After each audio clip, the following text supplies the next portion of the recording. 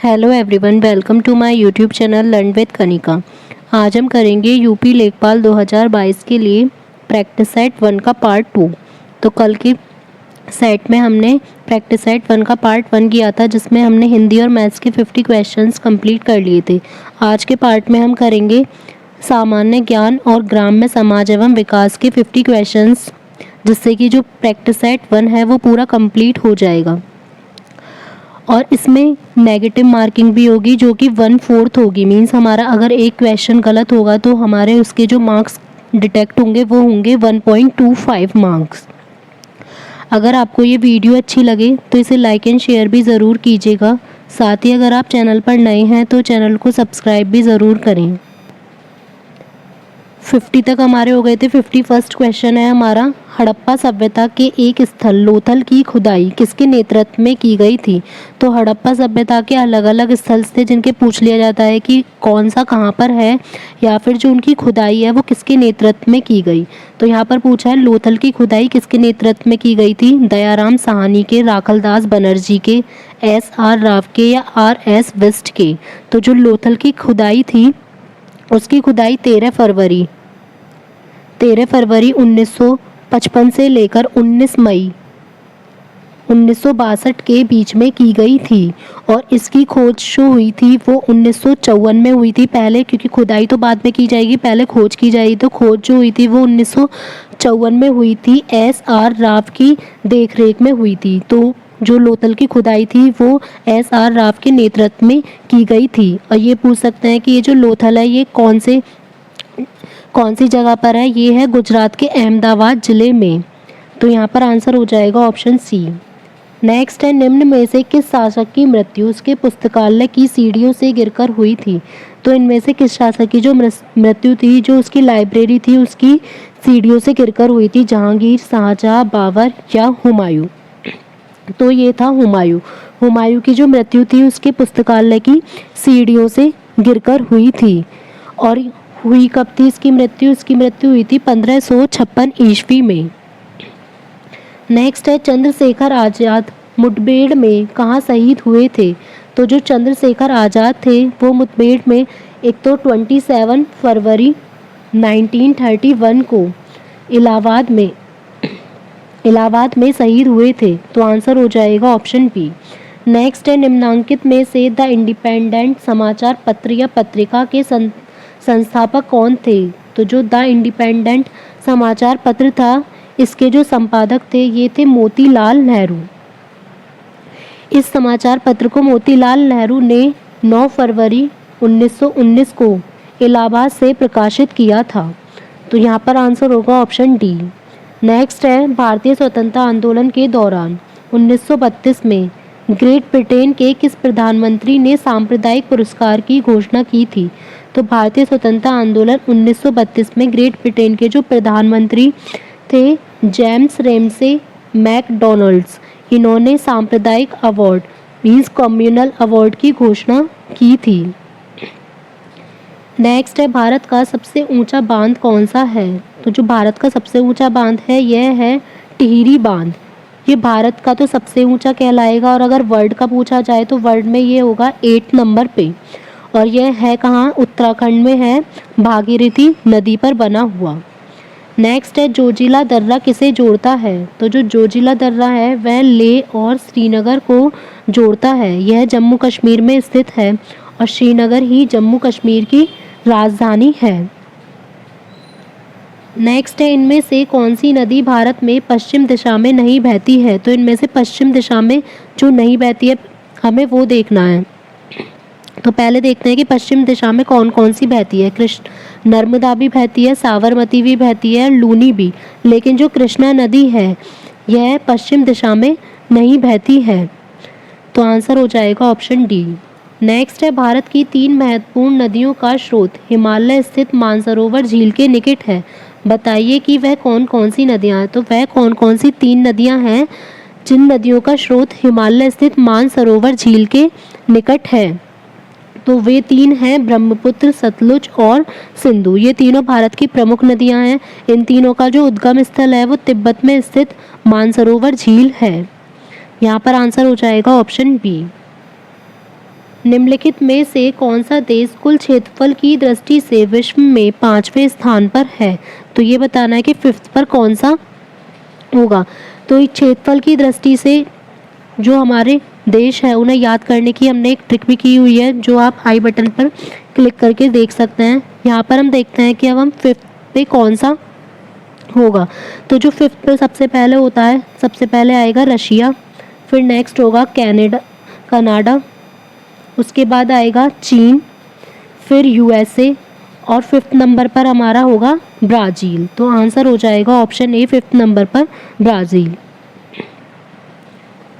Next है भारत का संविधान संविधान सभा द्वारा डैश में अपनाया गया था और 26 जनवरी 1950 को लागू हुआ था। तो ये पूछा है कि अपनाया कब गया था, लागू होने का दे रखी है डेट 26 जनवरी 1950। तो जो अपनाया गया था वो अपनाया गया था 26 नवंबर 1949 को। अगर अपनाए की पूछी जाएगी डेट तो आएगा 26 नवंबर 1949 और लागू की आएगी 26 जनवरी 1950। नेक्स्ट है कौन सी अनुसूची के तहत अनुसूचित क्षेत्रों और अनुसूचित जनजातियों के प्रशासन और नियंत्रण के लिए प्रावधान किए गए हैं? तो जो अनुसूचित क्षेत्रों अनुसूचित जातियों के प्रशासन और नियंत्रण के बारे में ये बताया गया है 5वीं अनुसूची में। तो आंसर हो जाएगा ऑप्शन बी। 8वीं अनुसूची में 22 भाषाएं जो हैं उनके बारे में बताया गया है और 4थी अनुसूची में राज्यसभा की सीटों के बारे में बताया गया है। नेक्स्ट है इनमें से कौन सा भारत में बैंकिंग क्षेत्र में महत्वपूर्ण सुधारों में से एक नहीं है? तो पहले हम देख लेते हैं कि जो बैंकिंग क्षेत्र के महत्वपूर्ण सुधार हैं वो कौन कौन से हैं। घटी हुई CRR और SLR ये भी है महत्वपूर्ण सुधार में। ब्याज दर का विनियमन ये भी है। नई पीढ़ी बैंक भी है, लेकिन वर्धित SLR ये बैंकिंग क्षेत्र में महत्वपूर्ण सुधारों में नहीं है, क्योंकि SLR में वृद्धि करने से बैंकों के पास पूंजी की कमी हो जाती है, जिससे कि ब्याज की दर बढ़ जाती है। तो जो हमारा SLR होगा उससे बैंकिंग क्षेत्र में कोई सुधार नहीं होगा अगर हम उसको बढ़ाएंगे तो आंसर हो जाएगा ऑप्शन डी। नेक्स्ट है केंद्र सरकार के विकास व्यय में कौन सा शामिल नहीं है?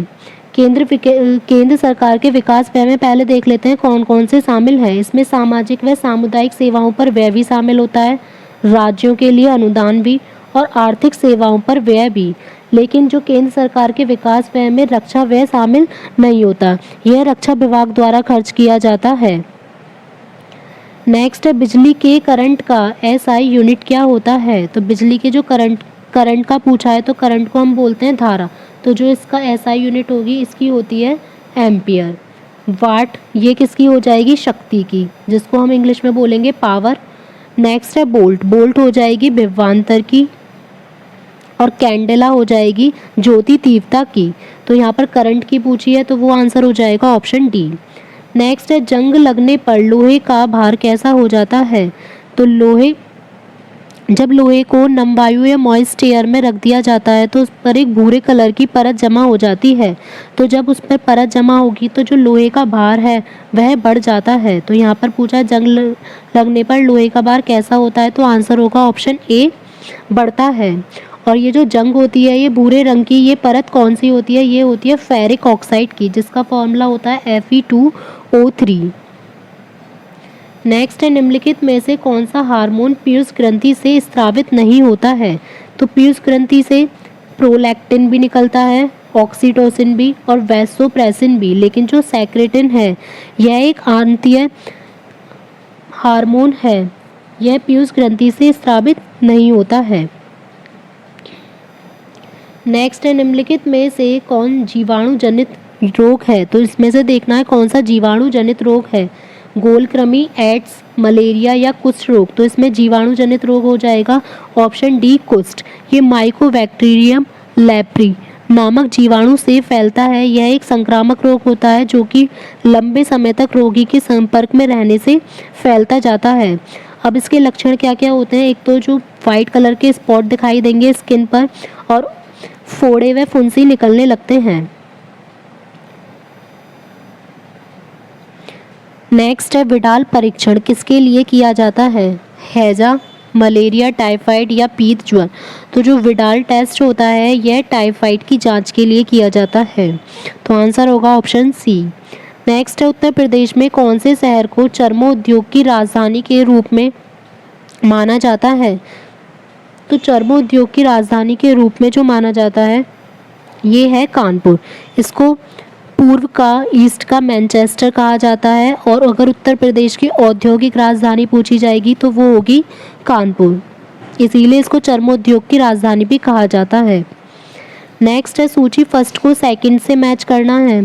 सूची फर्स्ट में उत्तर प्रदेश पर्यटन द्वारा आयोजित मेले और त्यौहार दिए गए हैं और नेक्स्ट में आयोजन स्थल की कहाँ कहाँ पर लगते हैं। तो फर्स्ट हमें दिया गया है पशु मेला।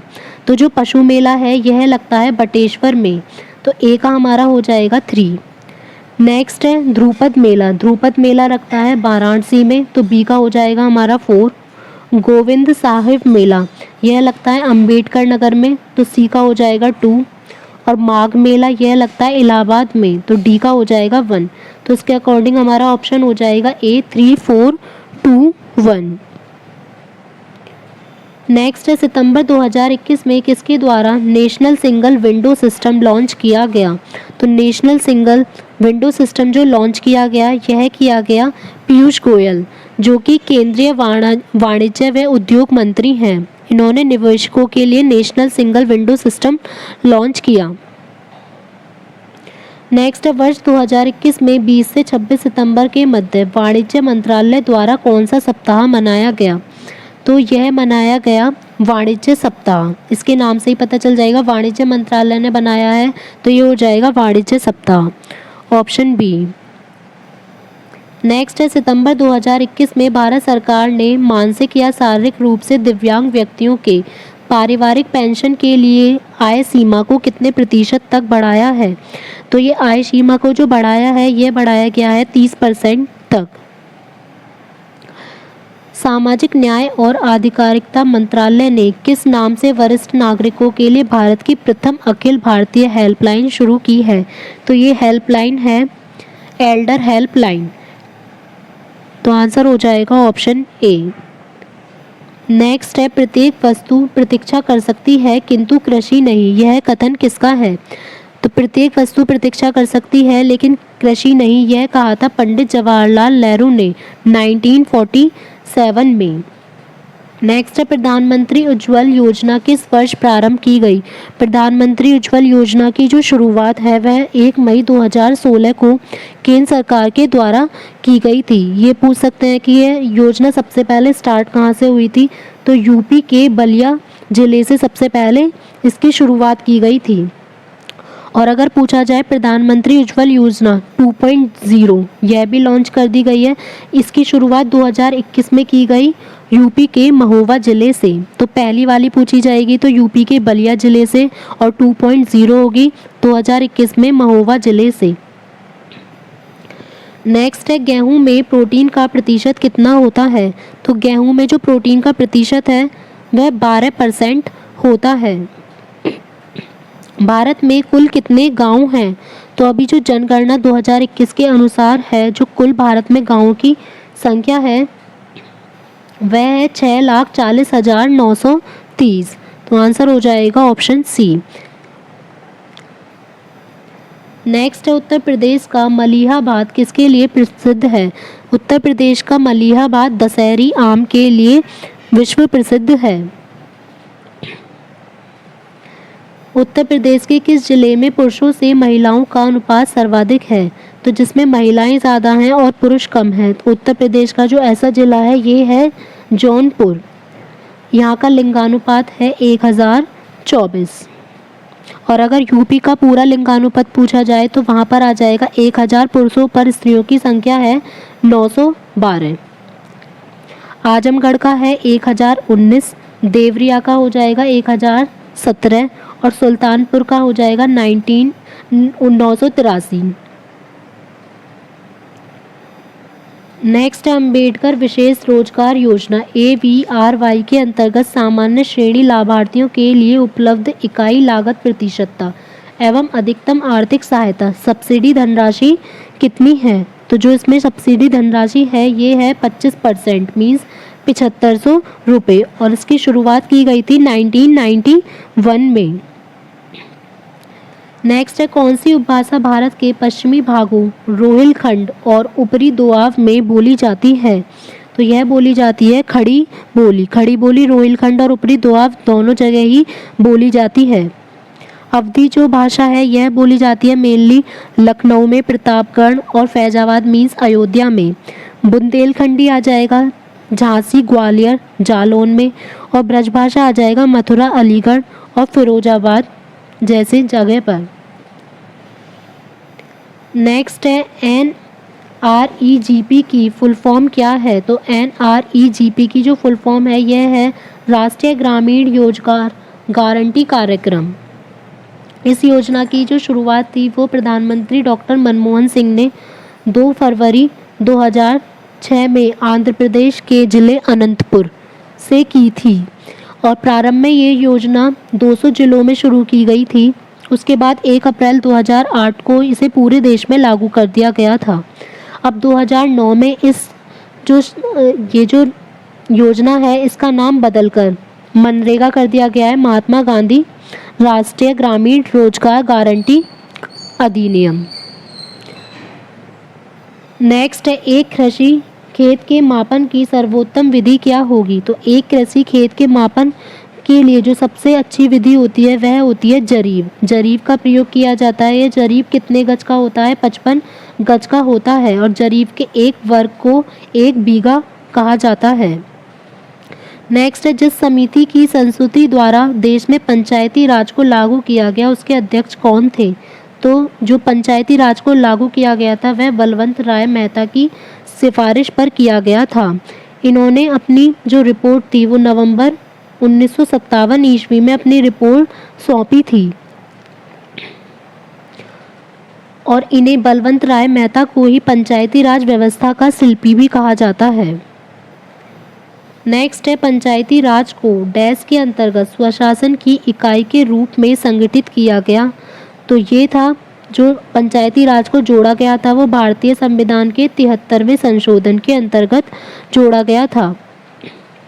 73वें संशोधन के तहत सभी राज्यों में ग्राम स्तर पर एक तो ग्राम पंचायत, और माध्यमिक स्तर पर क्षेत्र पंचायत, और जिला स्तर पर जिला पंचायत का प्रावधान किया गया। नेक्स्ट है, पंचायती राज से संबंधित निम्नलिखित कथनों में से कौन सा सही नहीं है? पंचायती राज व्यवस्था भारतीय ग्रामीण जीवन का युगों में से एक अभिन्न अंग रहा है, यह बिल्कुल ठीक है। 73वां संशोधन 15 अगस्त 1993 से प्रभावी हुआ। तो यहाँ पर ये डेट गलत दे रखी है। जो 73वां संशोधन था वो 15 अगस्त नहीं, ईयर तो हमारा सही है 1993, लेकिन जो डेट होगी वो है 24 अप्रैल 1993 से प्रभावी हुआ था। नेक्स्ट है, यह एक त्रिस्तरीय जैविकीय रूप में जुड़ी संरचना है। तो ये त्रिस्तरीय है क्योंकि ग्राम पंचायत हो जाएगा, एक क्षेत्र पंचायत हो जाएगा और जिला पंचायत। नेक्स्ट है, भारतीय संविधान का अनुच्छेद 243G उसके महत्व को बढ़ाता है। यह भी ठीक है क्योंकि इसमें पंचायतों की शक्तियाँ, उनके उत्तरदायित्व के बारे में बताया गया है। तो यहाँ पूछा था कौन सा सही नहीं है, तो आंसर होगा ऑप्शन बी। निम्नलिखित में से कौन तृणमूल लोकतंत्र से संबंधित है? तो तृणमूल लोकतंत्र से संबंधित है पंचायती राज पद्धति।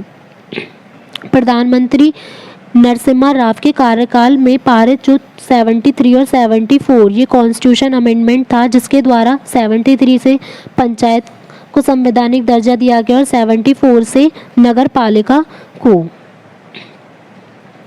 नेक्स्ट है, भारत के योजना आयोग के संबंध में निम्नलिखित में से कौन सा कथन सही है? योजना आयोग का संविधान में कोई उल्लेख नहीं है। तो यह बिल्कुल ठीक है क्योंकि योजना आयोग का संविधान में कोई उल्लेख नहीं किया गया। योजना आयोग का अध्यक्ष प्रधानमंत्री होता है। इसके उपाध्यक्ष व सदस्यों के लिए कोई निश्चित कार्यकाल नहीं होता। तो यह गलत हो जाएगा कि इनका जो सदस्य का जो कार्यकाल है, इनके सदस्य का कार्यकाल निश्चित होता है जो कि 5 साल के लिए होता है। इनके सदस्य के लिए कोई निश्चित योग्यता निर्धारित नहीं है, यह भी गलत है। तो यहाँ पर जो सही होगा ये होगा योजना आयोग का संविधान में कोई उल्लेख नहीं है और इसका अध्यक्ष भारत का प्रधानमंत्री होता है। इस आयोग का एक उपाध्यक्ष भी होता है जो कि इसका कार्यकारी प्रमुख होता है। योजना आयोग का जो गठन है, योजना आयोग को 1 जनवरी 2015 में इसका नाम बदलकर नीति आयोग कर दिया गया है। नेक्स्ट है आर्थिक नियोजन विषय है। आर्थिक नियोजन कौन सी सूची में आता है? 3 टाइप की सूची होती है, संघ सूची, राज्य सूची और समवर्ती सूची। तो जो आर्थिक नियोजन है यह समवर्ती सूची का नियम है। समवर्ती सूची में होगा जिसमें कि राज्य और संघ, केंद्र और राज्य दोनों ही उसके लिए कानून बना सकते हैं। नेक्स्ट है गेहूं में बौनेपन के लिए कौन सा जीन होता है? तो गेहूं में बौनेपन के लिए होता है नॉरिन 10, ऑप्शन बी। नेक्स्ट है भारत में कृषि मूल्य आयोग किस वर्ष में स्थापित किया गया? भारत में कृषि मूल्य आयोग, इसको बोलेंगे शॉर्ट फॉर्म में CACP, जिसे पहले कृषि मूल्य आयोग के नाम से जाना जाता था और अब इसे जाना जाता है कृषि लागत एवं मूल्य आयोग। इसको 1965 में गठित किया गया और 1985 में इसका नाम बदलकर कृषि लागत एवं मूल्य आयोग कर दिया गया। नेक्स्ट है ऑपरेशन फ्लड सेकंड का निम्नलिखित में से किससे संबंध है? तो ऑपरेशन फ्लड जो योजना थी वो देश में दुग्ध उत्पादन की वृद्धि के लिए चलाई गई योजना थी और इसी को व्हाइट रिवॉल्यूशन मीन्स श्वेत क्रांति के नाम से भी जाना जाता है। तो यहाँ पर पूछा है ऑपरेशन फ्लड सेकंड का किससे संबंध है? तो ये हो जाएगा दुग्ध आपूर्ति, ऑप्शन बी। निम्नलिखित में से कौन सी खरीफ की फसल नहीं है? तो इनमें से कौन सी खरीफ की फसल नहीं है ये बताना है। अरहर की, चने की, मक्के की या फिर धान की?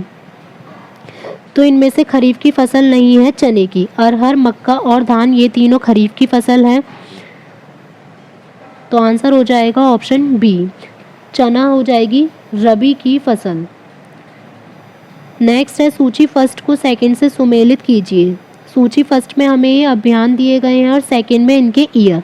फर्स्ट दिया गया है सर्व शिक्षा अभियान। सर्व शिक्षा अभियान का जो ईयर है यह है 2001, तो ए का हमारा आ जाएगा 3। नेक्स्ट है साक्षर भारत मिशन। साक्षर भारत मिशन का ईयर है 2009, बी का आ जाएगा हमारा 4। Operation black board. Operation black board लागू किया गया था 1987 में, सी का आ जाएगा हमारा 1। और राष्ट्रीय साक्षरता मिशन लागू किया गया 1988 में, तो डी का आ जाएगा हमारा 2। तो इसका आंसर हो जाएगा ऑप्शन ए 3, 4, 1, 2। नेक्स्ट है संगम योजना का उद्देश्य क्या है? संगम योजना का उद्देश्य था विकलांगों की सहायता करना। 15 अगस्त 1996 को सरकार ने विकलांगों के कल्याण के लिए समाज कल्याण योजनाओं की घोषणा की थी, जिसमें कि एक इम्पॉर्टेंट योजना थी संगम योजना। नेक्स्ट है 25 सितंबर 2014 को प्रारंभ की गई दीनदयाल अंत्योदय योजना किससे संबंधित है?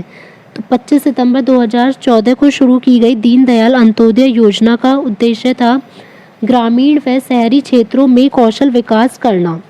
तो यहाँ पर होगा आंसर हमारा ऑप्शन ए।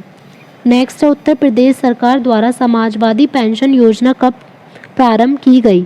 तो उत्तर प्रदेश के जो पहले मुख्यमंत्री थे अखिलेश यादव, उनकी अध्यक्षता में मंत्रिमंडल ने समाजवादी पेंशन योजना को शुरू किया था। ये शुरू की गई थी 28 जनवरी 2014 को। इस योजना में ग्रामीण परिवारों को 500 रुपये मासिक पेंशन देना से संबंधित था। लास्ट क्वेश्चन है द ऑपरेशन ग्रीन योजना का उत्तर प्रदेश में शुभारंभ कब हुआ था? तो द ऑपरेशन ग्रीन योजना का उत्तर प्रदेश में शुरुआत हुई थी 1 जुलाई 2001 को। तो आंसर हो जाएगा ऑप्शन सी।